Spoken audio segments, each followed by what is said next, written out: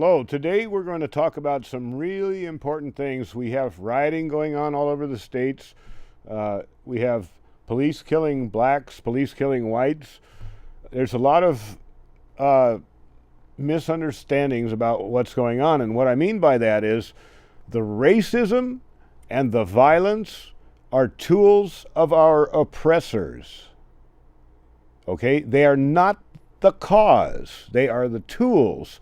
So, you black folks, when you start thinking about the white guy being the problem, well, yeah, the white guy's the problem because most of the time you see the white guy in the power structure, but it doesn't really matter what color the guy in the power structure is because he knows darn well that he can use racism against you. And killing everybody around you is not the answer. On the other hand, the white folks don't have a clue why the black folks are getting upset because the white folks live in a little isolated cocoon. They don't understand a thing about what's going on. They understand when you call the police, it's because you have a problem and the policemen come and help you. Why do they do that? And why don't blacks see it the same way? Well, it's because the cops serve the power structure. The cops protect property. The more property you have, white or black, it doesn't matter, but the more property you have, the more protection you get. And it's because of our economy. Our economy is based on kleptocracy, stealing everything that can be stolen, and you have to believe that something else is happening. So that's what we have the Constitution for. It's to pretend that we have another way of life. Well, we're going to start out. The first clip is Paul J. from the Real News Network. And this is about just under 4 minutes long.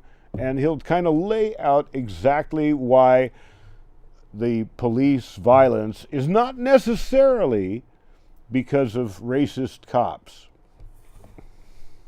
Welcome to the Real News Network. I'm Paul J. Police violence against people of color, that is illegal violence, usually without consequence to the perpetrators, is not merely the product of too many law enforcement officers with racist attitudes. Their name says it all. Police are enforcing laws, including with deadly force, to make people obey legislation that at its heart protects people that own property. The more you own, the more you are served and protected. Of course, we all want to live in a safer city, and police play a significant role in that. But to address this violence, we must recognize the underlying causes of street crime: unemployment, low wages, poverty, and a completely irrational set of drug laws. Unemployment itself is not a natural phenomenon that ebbs and flows. It's a product of a system that requires a big pool of available cheap labor to keep wages low. A myriad of legislation ensures that unions are weak and wages stay depressed. It's not a product of a free labor market, but what amounts to a regulated one. When police use violence, they do so as agents of a legal system, courts and prisons and more, that must keep a lid on people who fight back against desperate conditions, whether they fight back blindly and often self-destructively, or more consciously and politically.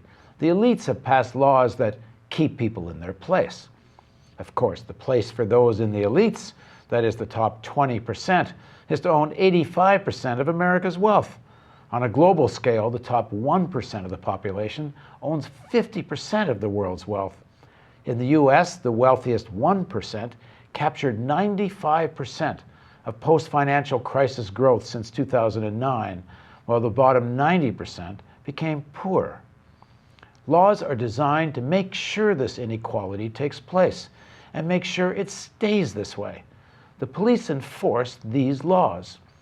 It's crucial to the elites that police feel free to use violence without much reservation. They don't want them second-guessing themselves. That's why a whole set of laws have been enacted that make it almost impossible to indict or convict a cop of using too much force. If you've been watching the Real News, you've seen all of this reported on in many of our stories. So how come mainstream television never connects these dots when reporting on Ferguson or police violence in other cities? If it needs to be said, the 1% owns the mass media, and there's nothing like self-interest to make us see the world as one wants to see it. or to not see it at all. It takes a Katrina or a militant mass protest for corporate media to acknowledge race in America, even though racism is inseparable from the issue of poverty and policing. This society dehumanizes those it exploits. Racism is the ultimate dehumanization of those who are super exploited. It justifies poverty-level wages, mass unemployment, and mass incarceration. It divides people of color from all those suffering desperate conditions. Many Real News guests have said the solution is not to retreat into ethnic identity, but a united front of all working unemployed and enlightened people. Across the country, people are organizing and resisting. They are mobilizing in the streets and with an independent electoral strategy. Well, with your help, this revolution is being televised on the Real News. Okay, well, as I said earlier, all my life I've been protesting, and the Constitution says you have the freedom to assemble lawfully, to protest and let your grievances be known. Well, why is it that every single anti-war protest that I've ever been to, the police come out and start busting heads? There was no criminal activity going on. There was no reason to do that. Why do you suppose they did that? Now, black people experience that type of thing all the time, and I'm sure they say, why did they do that? And it just comes out, well, they're racist. But that's not the only answer. That's the tool that they used. But what about a white boy from a middle-class family protesting the Vietnam War? Why would they go bust heads on somebody like that? Because isn't the white boy from the middle-class family in the power structure? No, is the answer. So this is where people have to understand. Every single white, just, this is not a uniform that means we all belong to the same family. The assholes that control all the money in the world might be white, but that's the only similarity they have to me. They sure don't give me any money or any listen. They don't care what I have to say unless it affects their cash flow. Well, anyway, but white people need to understand, how do blacks get the attitude they get? Well, we're going to play probably the very best spokesman on this subject, Malcolm X. Go for it. Inflames the white public against Negroes. The police are able to use it to paint the Negro community as a criminal element. The police are able to use the press to make the white public think that 90% or 99% of the Negroes in the Negro community are criminals. And once the white public is convinced that most of the Negro community is a criminal element, then this automatically paves the way for the police to move into the Negro community, exercising Gestapo tactics, stopping any black man who is on the sidewalk, whether he is guilty or whether he is innocent, whether he is well-dressed or whether he is poorly dressed, whether he is educated or whether he is dumb, whether he's a Christian or whether he's a Muslim. As long as he is black and a member of the Negro community, the white public thinks that the white policeman is justified in going in there and trampling on that man's civil rights and on that man's human rights. Once the police have convinced the white public that the so-called Negro community is a criminal element, they can go in and question, brutalize, murder unarmed, innocent Negroes, and the white public is gullible enough to back them up. This makes the Negro community a police state. This makes the Negro neighborhood a police state. It's the most heavily patrolled. It has more police in it than any other neighborhood, yet it has more crime in it than any other neighborhood. How can you have more cops and more crime? Why? It shows you that the cops must be in cahoots with the criminals.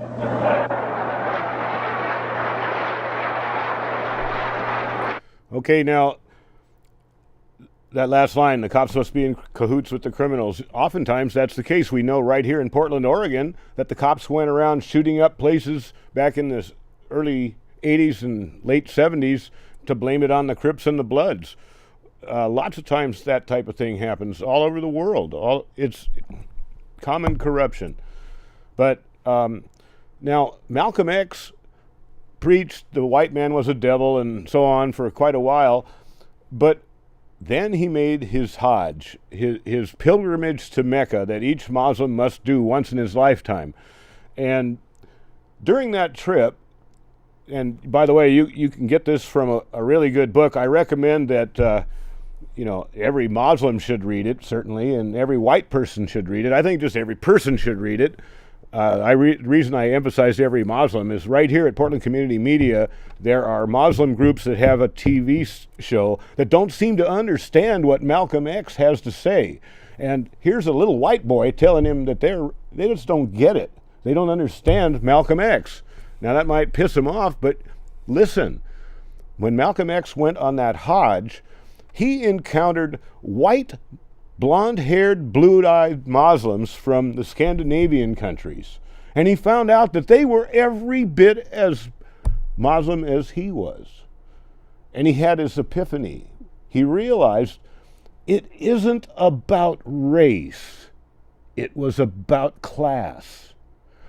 If you don't take anything else away from this discussion, take that. Remember, it's about class. The people at the top of the pyramid want to keep you and me down. And they keep us divided by saying it, keep this racism thing going, because if you and I ever get together, we outnumber them by so much they wouldn't have a chance. Just think about that. United we stand. But if we keep, pointing our fingers at each other, look at those black people, they're just tearing everything up. Why do they destroy their own property? Blah, blah, blah. Look at those white guys telling us what to do, controlling our lives, putting us in jail for nothing. Blah, blah, blah, blah, blah. No, it's the power structure doing that. It's not a white guy or a black guy doing that. It's the power structure. Okay, well, here's a little clip about Malcolm X after he got back from Mecca. Now, it doesn't exactly talk about all those subjects, but you'll hear one line in it where he talks about Muslims come in all colors. So go ahead and listen to this.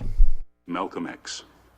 I think a lot of people are confused by the new Arabic name, El-Hajj Malik El-Shabazz. I've always had the name on my passport, Malik El-Shabazz, only I only used it in the Muslim world. Well, Hajj is a title that is given to any Muslim who makes the pilgrimage to Mecca during the official Hajj season. Well, will you now use Shabazz and drop X? I'll probably continue to use Malcolm X and I'll probably use it as long as the situation that produced it exists. You don't feel that Shabazz takes the place of X? My going to Mecca and going into the Muslim world, into the African world, and being recognized and accepted as a Muslim and as a brother may solve the problem for me personally. But I personally feel that my personal problem is never solved as long as the problem is not solved for all of our people in this country. So I remain Malcolm X as long as there is a need to protest and struggle and fight against the injustices that our people are involved in this country. Are you prepared to go into the United Nations at this point and ask that charges be brought against the United States for its treatment of American Negroes? Oh, yes. Please. I think you're right in my chair. The audience will have to be quiet. Yes, as I pointed out when I was during my traveling, that African nations and Asian nations and Latin American nations look very hypocritical when they stand up in the United Nations condemning the racist practices of South Africa and that which is practiced by Portugal and Angola, and saying nothing in the UN about the racist practices that are manifest every day against Negroes in this society. Even in South Africa, those Africans aren't faced with bayonets and aren't faced with police dogs. I would be not a man. If I was in a position to bring it in front of the United Nations and didn't do so, I wouldn't be a man. Malcolm, do you intend to lead the charge in the United Nations? Well, I find that to say you're going to lead something creates a lot of hostility, division, jealousy, and envy. I hope to work with any group of leaders or any group of organizations to do whatever is necessary to see that this problem is brought before the United Nations. Have you had any commitments from any nations in Africa to support you in such a move? I would rather not say at this time, but one thing I found in my travels, all of them look upon us as their long-lost brother. You realize the implication is that you have had such commitments when you say... This is your interpretation of what I said. One thing that I found in all of my travels was that all of the Africans, not only the Africans, but the Asians and the Muslims, look upon us as their long-lost brothers. And America had actually tricked many of them into a hands-off policy by giving them the impression that she was honestly trying to do something to solve the problem. My argument over there was designed to prove that it is impossible for the United States government to solve the race problem. It's impossible. Malcolm, on your trip abroad, you said you sensed a feeling of great brotherhood, and that conceivably you would be working toward integration in this country now. At least this is what you're reported to have said. Have you any comment on it? I don't think that I ever mentioned anything about working toward integration. They haven't even got integration right here in New York City.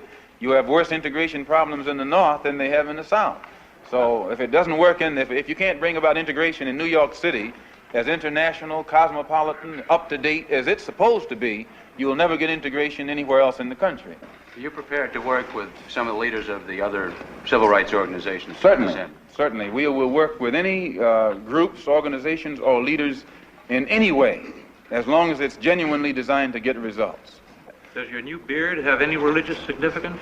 No, not particularly, but I do think that you'll find black people in America, as they strive to throw off the shackles of mental colonialism, will also probably reflect an effort to throw off the shackles of cultural colonialism. And they may begin to reflect desires of their own, with standards of their own. Malcolm, your more controversial remarks was a call for black people to get rifles and form rifle clubs sometime back. Do you still favor that for self-defense? I made that point. I don't see why that should be controversial. I think that if white people found themselves the victim of the same kind of brutality that black people in this country face, and they saw that the government was either unwilling or unable to protect them, that the intelligence on the part of the whites would make them get some rifles and shotguns and protect themselves. Now, Negroes are developing some kind of intellectual maturity too, and they can see that having waited upon the government to protect them has been a wait that has been in vain. So any of them who live in areas where the government is not able to do its job, then we do have to get together and do a job of protecting ourselves. No Negro leaders have fought for... Okay, well, you know, white people are saying, throw off the yokes of colonialism. What are you talking about? Because we don't get educated. Nobody gets educated about what has happened. How did black people get here? They were brought here by force. And when they were finally released, it wasn't through any altruism. It's because some rich guy thought, hey, it's a lot cheaper if we let the slaves take care of themselves when they're not working. That's why they did it. You know, come on, folks. It's all about money. It's just about money. Only about money. When you hear it's arguing about religion, no. That's a tool to use against the people who have no understanding of the power structure. There's a pyramidal power structure with the power at the top. Somewhere in the middle is the president. His job is to sell the decisions of the power structure to the public. That's why he comes on and he's always telling you why we have to go to war with somebody. When we're going to war with somebody, it's because they have something we want to steal from them. Whether it's a vote or money or property or people. And it doesn't matter what it is if it'll make money. And the money structure has the police, they have the press, and they've got a whole bunch of people in dire straits willing to work for them that we now call policemen. And they think that they're going to be on top of the heap. But they don't understand that they are the next ones out because they get to see the dirty workings. And anybody that is a witness to the dirty workings gets disposed of. So it's a lose-lose situation all the way around. That's why I say we have to work together. The police are really not our enemy. As police, they are the enemy. Do not call a policeman unless your life is absolutely threatened, and then good luck. But don't call a policeman for any other reason, because you're likely to die, or somebody you love is likely to die when they come out to help you. And why do you suppose that is?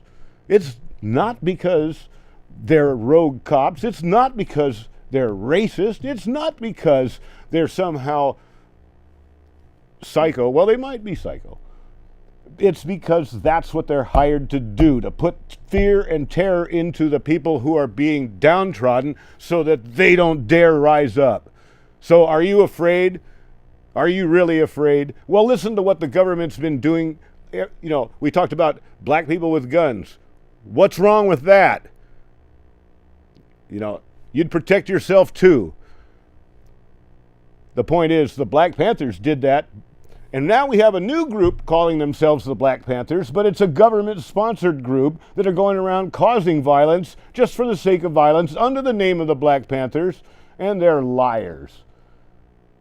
But here's my hero, one of my heroes, Larry Pinckney, who is a former Black Panther. He was the former information minister of the Black Panthers, who did marvelous things. They set up a model of how people can help themselves, and people need to go back and study that now. You don't get taught that in school, do you? Okay, well, let's listen to Larry Pinckney.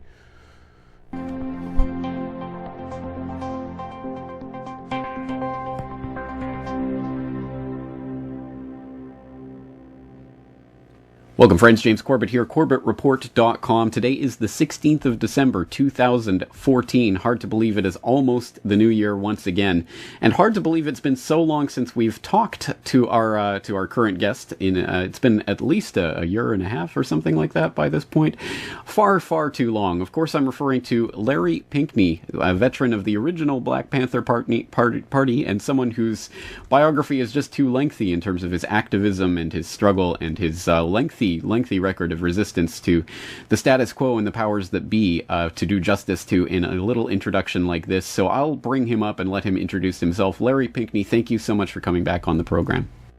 Well, Brother James Corbett, thank you for having me first and foremost on the program. I appreciate it deeply. I'm honored. I'm delighted. Look, let me say that right off the bat, you really already summed it up. I'm a veteran of the Black Panther Party, all right? The original. Don't be confused. I'm not talking about the so-called new Black Panther Party. The original Black Panther Party. I'm the only so-called American, quote-unquote, who successfully self-authored my case to the United Nations from prison. And, you know, I can go on and on, but that's really irrelevant. What's important here is the struggle today in the year 2014, almost 2015. I'm honored to be on your program. I'm honored to be on your show. You make such a difference, both, well, frankly, all over the world. So thank you, James, for having me. Well, thank you so much for coming on, and I think you're right. I mean, we could go over some of your many accomplishments, but I think the proof is in the pudding when it comes to things like this. So let's talk about that pudding, because I wanted to bring you on today specifically to talk about an email blast that you sent out to some of your followers recently, in which you were talking about some of the articles that you were writing going back all the way back to 2008, warning about Obama and the type of presidency he was going to be bringing in. And you noted in that email that despite having written these articles, again, going back to February, October of 2008, well before anyone was picking up on what was really happening, you noted that after these articles were published, I was viciously attacked, often covertly, by certain liberals, progressives, and so-called leftists in the U.S., as well as disinvited from conferences and or speaking engagements due to having spoken out against Obama and his Democrat and Republican systemic corporate minions. So just as an example of the type of rhetoric that we're talking talking about. Back in October of 2008, you published something called An Obama Presidency, More of the Same, Only Worse, in which you noted, if the masses of people in this nation knew or had known the pertinent facts pertaining to the warmongering, we can fight the war better, pro-apartheid Zionist, corporate Wall Street-backed, slippery-tongued Barack Obama, it is doubtful they would have been so thoroughly bamboozled and hoodwinked to their own detriment and that of the world. Words that have played out and been completely verified over the past 6 years, unfortunately. So, Larry Pinkney, are you psychic? How on earth did you possibly know that this was going to turn out this way back then in 2008? Well, James, you knew it too. Common sense. You know, the so-called left, so-called progressives, so-called liberals, you know, should have known it. And many of them, obviously, they did know it. They knew that Obama was just another systemic tool. He was a tool to continue the blood-sucking, and I mean blood-sucking, corporate, militaristic, police, surveillance, state blood-sucking of the people, not only in the United States, but really throughout the world, throughout Mother Earth. So, no, I'm not psychic, but let's just say I try to be very, very honest. Well, obviously I'm somewhat joking. I mean, of course you don't have to be psychic to understand what's going to happen in an election cycle like this, where Barack Obama was so completely and utterly tied into the corporate Wall Street status quo establishment that a lot of the deluded progressives believed he was fighting against. But all you had to do was check the donations for his 2008 campaign to see that the second largest contributor to the Barack Obama 2008 campaign was Goldman Sachs, and he ended up pointing Rahm Emanuel to his chief of staff. All of these ridiculous signs that were right there in people's faces, and yet, as you note, so many progressives, so many liberals, so many people who claim to be against these types of developments completely supported him and completely bought the Kool-Aid. And I guess the question, really, the million-dollar question is, how could people have been so fooled so easily? Was it just this desire that people have to believe in the hope and change that allowed them to believe that it was really happening? Well, I think it was a combination of things. I think, for one thing, the race card, or the so-called race card. I call it the color card, because there's really only one race on this planet of Mother Earth that I know of, and it's called the human race, all right? So the color card was played very insidiously and effectively by Barack Obama and his handlers, whether it was Lockheed Corporation, Goldman Sachs. I mean, it's an endless list that won't be missed, all right? But we have to understand that they have, when I say they, I'm talking about the national and global, what I call power elite, that 1% or 1.5%, whatever, all right? They keep us corralled, if you will, James, on a plantation, Democrat, Republican plantation, as if that's left and right. It's not. What it is, simply, is evil. It's a plantation of bloodsuckers, and I don't care what they call themselves. They're now people talking about, oh, we should have Elizabeth Warren. No, we should not have Elizabeth Warren. No, we should not. We don't need Democrats or Republicans. We need each other. Each other. And how long will it take the people in this country, in the United States, to understand that what it's about is divide and conquer, play each other off against each other, use each other, manipulate through fear, through disinformation. I repeat, disinformation, and that way control us. But hey, come on. We are not stupid. A lot of our people might be ignorant, and I say our people, I'm talking about black, white, brown, red, and yellow people. We might not, we might be ignorant, but we're not stupid. So let's do like the Chicanos and the Chicanas say, let's use our cabeza. Let's use our heads, all right? That's where I'm coming from. Whether they like it, when I say they, the power elite, be they black, white, well, I don't give rat's petunia what their color is, all right? But whatever their color, because of all colors, they try to pimp us, use us, manipulate us, play us off against each other, and use misinformation and disinformation. So that's where I'm coming from, James. And that sounds to me like the actual underlying message of the original Black Panther Party, which was about communities coming together, stop waiting for some political savior to come from the sky to come down and save us all. Talk to people about that, because I think a lot of people probably have, again, because of the misinformation that's been put out over the years and muddying of the waters, don't have a good understanding of what that original activism was really about. The original Black Panther Party, and I want to repeat this, original, not the so-called new Black Panther Party. Get real, all right? The original Black Panther Party, which was formed in October of 1966 in Oakland, California, was about a 10-point political program. A 10-point political program.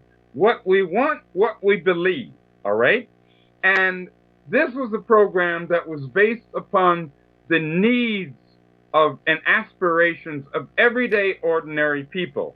The Black Panther Party obviously began in black communities throughout the United States, and specifically it began in Oakland, but spread throughout the United States, as I said. But we reached out to and worked with in viable, active alliances with communities of all colors, be they white, be they brown, yellow, red, communities of all colors.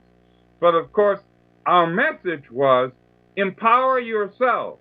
Empower yourselves. Do not depend on the government, to empower you. The government is about controlling and manipulating you, not empowering you.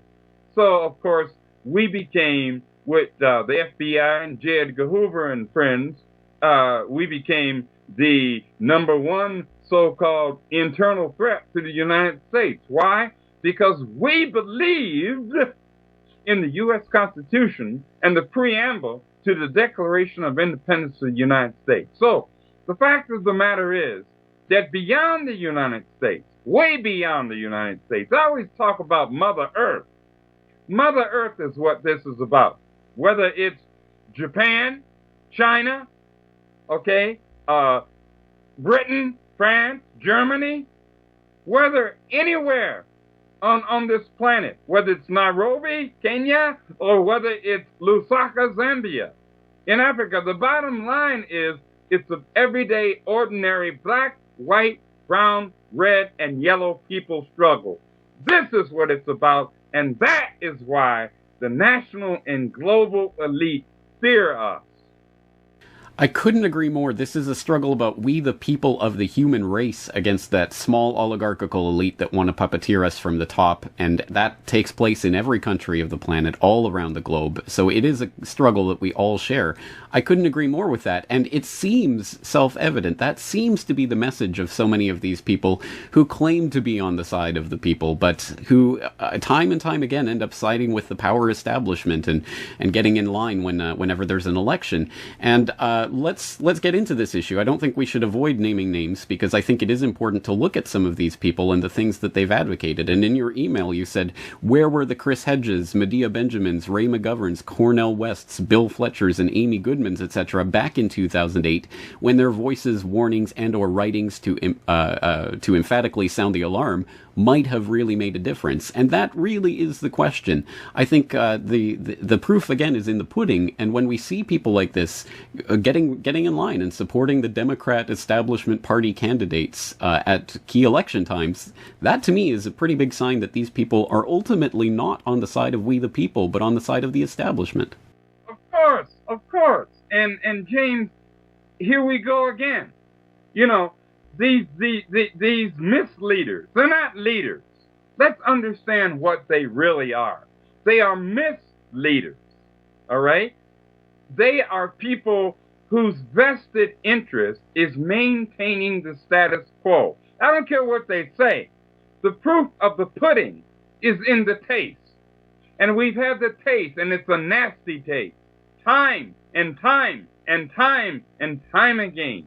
we need to understand, I'm going to say it again, it ain't about Elizabeth Warren or Hillary Clinton, you know, or some Republican, all right? It's about we, everyday, ordinary people. It is time for both the Democrats and the Republicans to be relegated to the dustbin of history. That's where they need to be put, in the dustbin of history, because they are in opposition to everyday, ordinary people. These people in Congress, whether it's the U.S. Senate or the House of Representatives, these people do not represent us, okay? They represent the moneyed interests that support them. And so, as we said back in the day in the original Black Panther Party, all power to the people, black, white, brown, red, and yellow people, all power to the people, and only the people, from the bottom up, not the top down. Well, again, I think that's the struggle. That's what we're trying to accomplish. So I guess the question really is, I mean, I know a lot of people, I'm sure you know a lot of people, well-meaning people who fell for this hook, line, and sinker in 2008 and really did believe there was going to be some sort of hope and change. And I don't want to make fun of those people for being suckers once. I mean, we've all been suckered in our lives. But the point is, what do we do from here? Where do we go from here? And in 2016, it's very likely we're going to be looking at a Bush-Clinton election, if you can believe it. What a ridiculous state of affairs. How do we stop people from going into the same mentality that they did in 2008? We've got to get behind our candidate or the bad guy is going to get in. Well, the definition of insanity is doing the same thing repeatedly, over and over again, and expecting a different result. Boy, did he nail that. That is exactly right. The definition of insanity. Do it over and over again, expecting a different result this time. Maybe it'll work this time. Yeah. Okay, well, we were talking about COINTELPRO. That's what brought down the Black Panthers. That's what they used to imprison and murder the Black Panthers back in the 60s.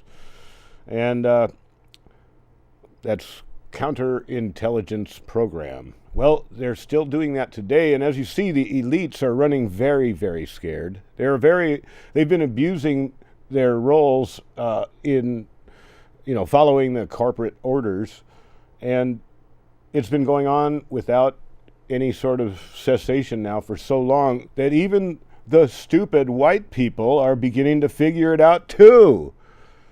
And people are getting mad.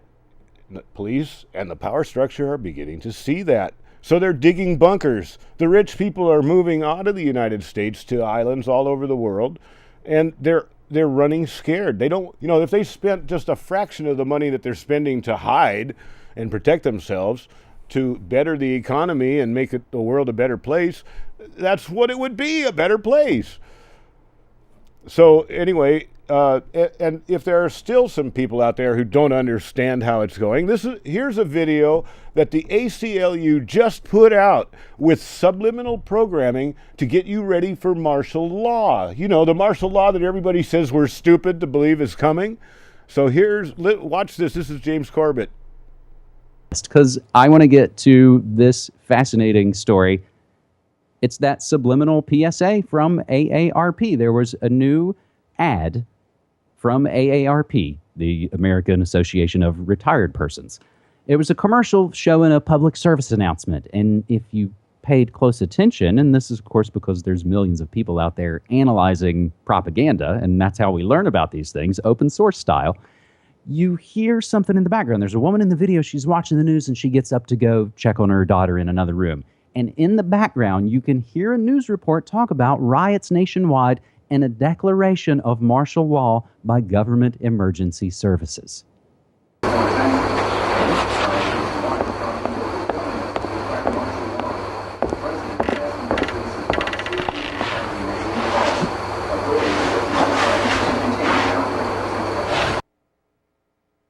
So the quote's in there, riots nationwide have prompted local governments to declare martial law. The president is asking that citizens find safety and remain calm. Authorities are working to contain the outbreak.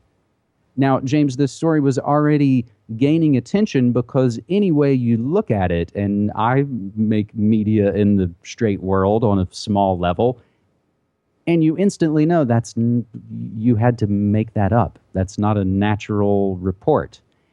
And interestingly enough, just as we were coming to tape this episode, James, you brought an interesting update to this story. Can you talk about that?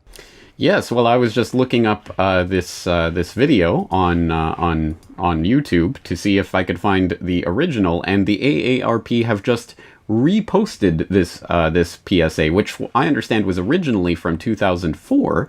Well, they've just reposted it just a few hours ago, and now the audio, if you listen carefully, has been re-updated.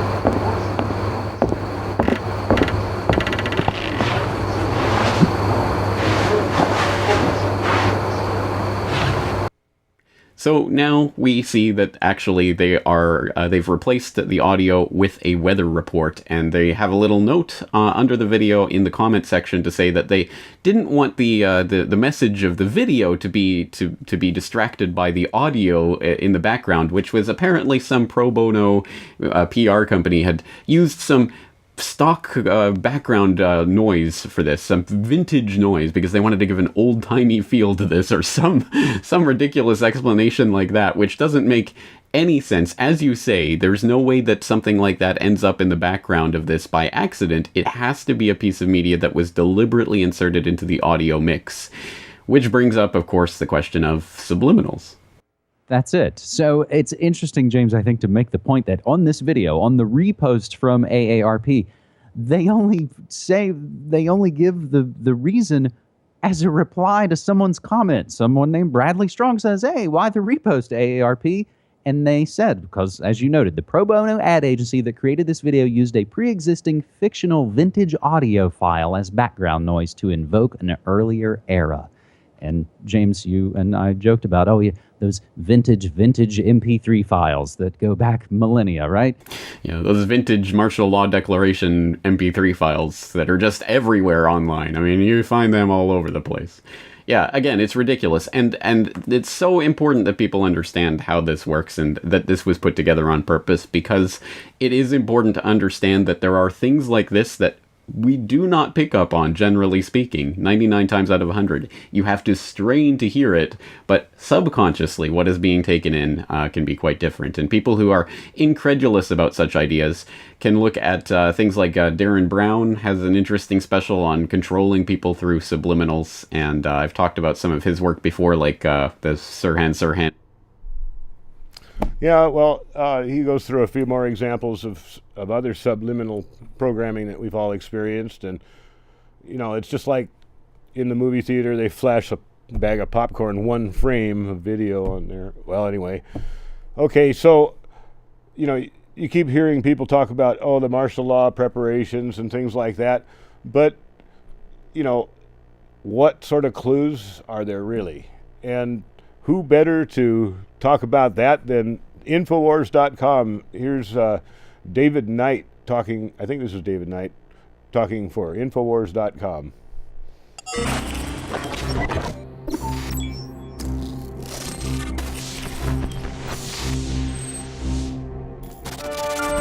Now our reporters, Jakari Jackson and Joe Biggs, have gone to Baltimore to report on what's happening there in the wake of the death of Freddie Gray, the riots and the protests that have happened there. It was reported that Walmart had banned ammunition sales. So they went to investigate that. They found out that it was even worse than that.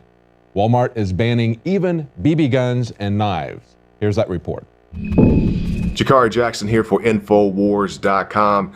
You guys may have saw the article that Paul Joseph Watson put out the other day detailing how at least one Walmart in the area of Baltimore is refusing ammo sales to its customers, citing concerns over the riots as its reasoning. So we're going to try to call some in the area. If we find one, we may just stop by and see what they have to say. It's pretty good. Yes, sir. Do you know if you have any 357 Magnum ammunition in stock? We have no ammunition at all in stock. They pulled everything out when the riots came on. I'm sorry, sir. Can you say that again? Yes. But They pulled all of our ammunition out when the riots came on. Really? Oh. Yes, we have nothing. So you mean like you sold out, or they pulled it off the shelf? No, they didn't sell out. They took it out. Our people at Walmart took it out and put it in the safe in the back of the warehouse. They haven't put it back in yet. Oh, wow. Do you know when they're going to bring it back out? I don't know. I don't know when they're going to bring it back in. No, that's unprecedented. Yeah. Okay. Just to take precautionary measures. Yeah. Just in case, they were to move out to the county here and all kinds of stuff. So Okay. They were just precautionary measures. They decided just to take it all off. And the other day, I actually had that off, the knives, most of the BB guns, everything that could be used as a weapon and like actually do harm. We had pulled off the shelves. Okay. The other day. All right. Well, I was allowed to put this everything but the ammo back out, and that came from Corbett. Okay. So I can't do anything about it. all right. Understand. All right. Thank you, sir. Well, we hope they stay safe, and the violence in Baltimore has calmed down a great deal, but let's not forget what the source of the violence in Baltimore is. Just as in other places, the source of the anger, the source of the frustration, the fountainhead of all this has been police brutality and death of people in the hands of the police when they presented absolutely no threat to the police. Now we see the police are pushing back with an interesting narrative that, frankly, I don't find to be very credible. This is from the Washington Post. We have it on Infowars.com. Now we hear that a prisoner who supposedly was in the van with Freddie Gray said that Gray was trying to injure himself. Now, he says that he heard him banging about on the walls of the vehicle, and then makes the implication here that he was intentionally trying to injure himself. Well, I don't really know how that individual could determine that. He was also picked up, I think, a half hour after they had picked him up. Nevertheless, let's remember that just today we also had some evidence resurface that showed that they made an additional stop that they had not reported. What were they doing in that stop? This is what we see continually from the police. Not full disclosure. We see them being caught in lies, inaccuracies, incomplete information. And so the question is, will justice be done? And that is at the heart of these riots there. Here's the Washington Post recounting of that. They say a prisoner sharing a police transport van with Freddie Gray told investigators he could hear Gray banging against the walls of the vehicle, believed he was intentionally trying to injure himself. Now, here's the interesting thing. The prisoner is currently in jail, and he was separated at the time from Gray by a metal partition, so he couldn't really see it. He didn't have any conversation with him to see if he was in a suicidal mood. And remember that his neck was broken 80% of the way through. An amazing story if it is true, if he could do that to himself. Now, you also need to understand that this prisoner is remaining anonymous. That also, to me, looks suspicious. Just as I said, we have already seen them giving us partial information that turns out to not be true with this footage that was released today. We also have another update from the mayor. Fox News reports that the Baltimore mayor ordered police to stand down and let them loot. Now, we've already had a video of the mayor saying that she had given them space to destroy. This is the report coming out of the Daily Caller and Fox News. They say this is coming from a very senior law enforcement official with direct knowledge of the orders that were given by the mayor and her police commanders down to the very core of the police riot units. They say the message was, let them loot. It's only property. Supposedly that is what they were telling them to try to keep this contained. That does not contain anything, quite frankly. To let them destroy the neighborhood, to destroy the businesses there, many of them minority owned, to destroy cars that belong to the people in the neighborhood. How does that help anything? And we need to also understand that this is part of an agenda, I believe, to try to balkanize the country, to divide us, white against black, the civilians against the police, as they'd like to call us civilians. We need to not buy into this narrative. We need to press forward peacefully with demonstrations to make sure that justice is done, that we can change the way that the police are treating us. The police have already changed the way they're treating us. They used to not treat people the way they do now. These are new rules that have come out of the federal government about how they are to respond to people. We also see that they are not held accountable when they use lethal force and their life is not in danger. We need to change it back to the way that it was, and we need to change our country back to the way it was in many different areas. And of course, one of those is private property. Many people are pushing the narrative that it really pales to worry about private property when we have people who are being killed by the police in custody. But you need to understand that if you don't have property rights, you are the property. You are a slave. It's just that simple. Property rights are like the rights to keep and bear arms. They're one of our fundamental rights. They're very important, just like the right of free speech.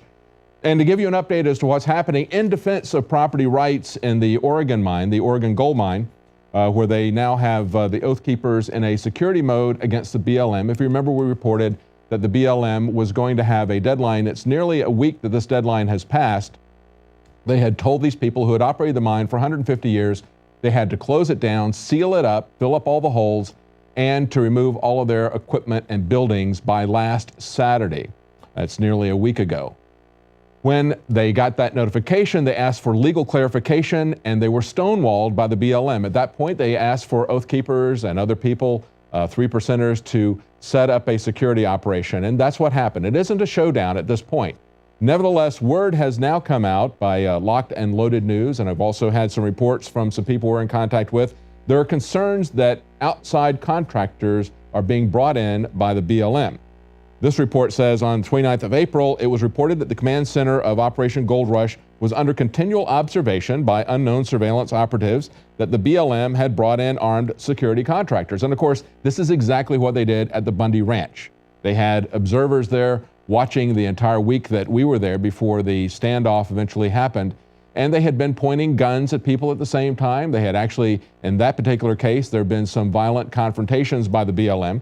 But they point out that the BLM denied knowledge of the security contractors' existence. They said these men were simply, that had been spotted, were simply attending a pizza party in Medford celebrating the retirement of a coworker. They said, however, that was not where they saw the people that they're concerned about being contractors. And so they go on to say, they don't wish to engage in speculation at this time. However, the narratives simply do not match.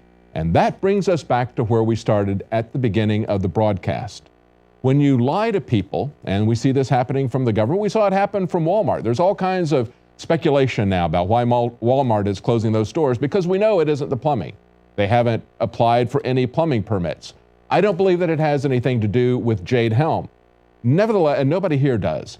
Nevertheless, when you tell people lies, that's when people start to investigate, and that invites speculation. And so that's exactly what we see happening with the BLM, because no one in the government at any level seems to be capable of any transparency and honesty. Stay with us when we come back. We're going to talk about how the Homeland Security Chief tells Rand Paul that he really doesn't understand the legal issues of the Fourth Amendment. And we're going to talk about all the president's psychologists. The APA was actually actively working with the CIA and their torture program. Stay with us. We'll be right back. Okay, more and more revelations, and that's one good thing about watching Infowars.com, the tinfoil hat conspiracy network, that, that's the pejorative they use. I'm afraid that Alex Jones's, predictions have more than come true. He has several DVDs out, like Police State, and I don't have them all at the tip of my tongue, but I started checking out the things he said and found nothing he said except in climate. Regarding climate, I think he's wrong on his climate change analysis, and he's got to be wrong on something. Nobody's perfect, right? But turns out that, we're getting more and more oppressed as time goes on, and the reason is, as the power structure becomes more and more frightened about people finding out, they oppress us more, so that we wind up, you hear about the brutality of somebody that was protesting, and what are the chances that maybe next protest you'll sit that one out or something like that, and you begin to self-censor. That's the problem. Unless you understand what they're doing, why they're doing it, don't let them be effective. Don't let them intimidate you. you know, how many times have you stopped saying something because you thought, well, it might be interpreted as being anti-Semitic, or it might be interpreted as being, you know, a Muslim Islamophobe, or whatever it might be, and you stopped yourself. You should be courageous enough to say what you're saying without offending somebody, or let's put it this way, without making it a purposeful insult. If somebody gets offended because of what you think, well, nobody is perfect. Again, you know, we all think different things. You've got to be tolerant. The idea that we have to all think alike is part of this, you know, governmental regimentation that they're giving us. Changing words in schools, you know, because they might be inappropriate. It's absolutely incredible. But again, the main thing I want you to get out of this is that it's not a race thing. The whole works. It's a power structure versus everyone else thing. That's why Larry Pinckney was right. It's white, yellow, black, red, brown people. Those people need to get together and fight against the power structure. Okay, well, we only have a couple minutes left, and what I want to say before we start rolling the end there is I did successfully submit, let's see if I can put that so you can read it. There we go. September 11th, The New Pearl Harbor. It's a 3 DVD set that, let's see, I got to open it up. 3 DVDs, and a total of 5 hours. But I put it on as 3 parts. It'll be on cable access probably starting in the next 2 weeks, so watch that. And I've got Anatomy of a Great Deception, and this is a really good one. People who have watched this, I mean, it's not like your standard 9/11 thing where they show you a bunch of facts and stuff falling down, and then you say physics says you can't do that. Okay, well, a lot of people, that just goes right over their heads. But this one was put together by a fellow who just had a question, and he started asking questions, and the questions almost destroyed his marriage. And he wound up doing the research. It became an obsession to him, and he made this little movie, and he showed it to his wife. It was an attempt to save his marriage, and it did. And if you have relatives that you can't communicate with about 9/11, then this would be a good one to show them. Well, we're going to be playing canned episodes for the next 3 shows, so see you then.